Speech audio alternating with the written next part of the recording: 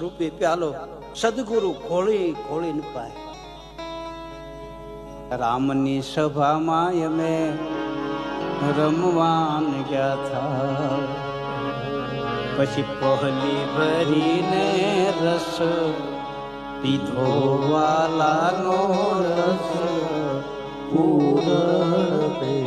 સવારામ બાપુ પીપળી ઈ લખે દાસી જબુને એક વાણંદની દીકરી નાઈની દીકરી ગુરુ ચરણમાં બેહીને રોઈ. હરિયામાં દુઃખ હતું, ક્યાં જાય? સવારામ બાપાના આશ્રય આવીને કીધું, બાપા મારે હવે આમાં રહેવું નથી, મારો ઉદ્ધાર કરો. બેટી આ મારા ખાંડાની ધાર છે, આમાં રહેવું બહુ કઠિન. બોલે નહીં બાપ હું રહું, મને ભરોસો છે.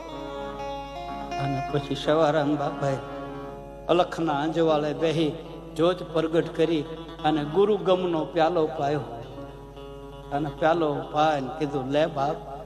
અને એ પ્યાલો સીધો નાભીમાં ગયો અને નાભી કમળ ઉઘડી ગયું ને ત્યાં તો જબુની સુરતા ઉઘડી ગઈ. સુરતા,